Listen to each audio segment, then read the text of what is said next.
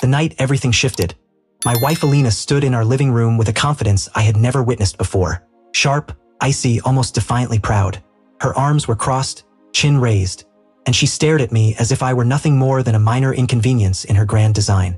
I had come home early from work, hoping to surprise her with dinner, only to find her pacing the room, texting rapidly, her cheeks flushed with anticipation.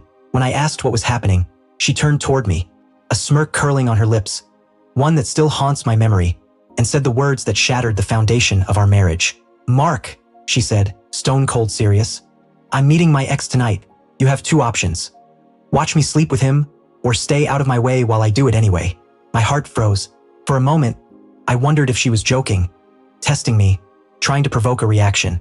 But there was no humor in her voice, no hesitation, no guilt, only entitlement and cruelty. She explained that she needed closure, that she needed to explore her feelings, and if I truly loved her, I would understand.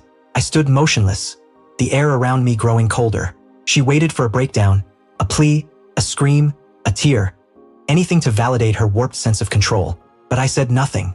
I examined her face, the arrogance, the total lack of respect in her eyes, and something inside me snapped. Quietly, I realized I wasn't losing a wife. I was freeing myself from someone who had never valued me. When I didn't react as she anticipated, she grew impatient. "Well?" she demanded. "Option 1 or option 2? Her ex apparently was already en route. She wanted an answer. She wanted dominance. She believed she owned my emotions, my dignity, my life. What she didn't realize was that I had made my decision the second the words left her mouth. I walked past her with calm resolve and headed to the bedroom. She followed, rolling her eyes, expecting tears, anger, or frantic packing.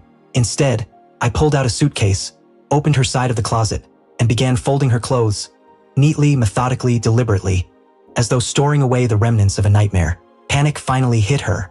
"What are you doing?" she shouted. "I'm choosing option 3, I said without looking up. "You can be with whoever you want, but not as my wife. Start packing. You're leaving tonight." Her face drained of color. She stammered, tried to backtrack. "Mark, stop. You're overreacting. It's just a test, a joke. You're being dramatic." But the confidence was gone from her voice. Suddenly, she didn't like the game she had initiated. Before she could argue further, there was a knock at the door. Her ex had arrived. Perfect timing, as if the universe itself wanted her facade to crumble before an audience. She froze, looking at the door, then back at me, silently pleading for me to repair the chaos she had unleashed. I remained still. "You invited him," I said. "Open it." She cracked the door, allowing Adrian, her smug, confident ex, to peer in. "Ready?" he asked casually, glancing past her as if expecting a fight or meltdown. What he saw instead was a man calm enough to be terrifying. "Step inside," I said. "Then you'll understand why she's packing her bags." He tried to maintain bravado. "Relax, man. She just wants to talk." His smirk vanished when I stepped closer. "Let me make one thing clear," I said slowly. "If you step foot in this house again after tonight, even accidentally, I will file a restraining order. And trust me, I have everything documented. Texts, screenshots, dates, times. Color drained from his face. Consequences, unexpected. Intelligence, unexpected." He thought I would crumble. Instead, I dismantled them both with calm precision. Alina panicked. "Mark, stop. Please." She grabbed Adrian's arm, urging him to leave. "Just go. I'll call you later." He left quickly, glancing back as if expecting an outburst. But there was none. I simply closed the door. The soft click resonated louder than any confrontation. With him gone, Alina slumped onto the couch. "Please, Mark. I don't want a divorce. I was stupid. I just wanted to make you jealous. I thought it would prove you cared." Tears streaked her face, but I felt nothing. No anger, no grief, only clarity. "Jealousy?" I said. "Threatening betrayal isn't jealousy. It's cruelty," she begged. I kept packing clothes, shoes, makeup, everything. The more I packed, the more she realized the irreversible truth. She tried blaming stress, alcohol, her friends, her past, anything but herself. But the reality hung heavy. She sought control and lost everything. When her bags were ready, I placed them by the door. She stared at them as though they were her own coffin. "Where am I supposed to go?" she whispered.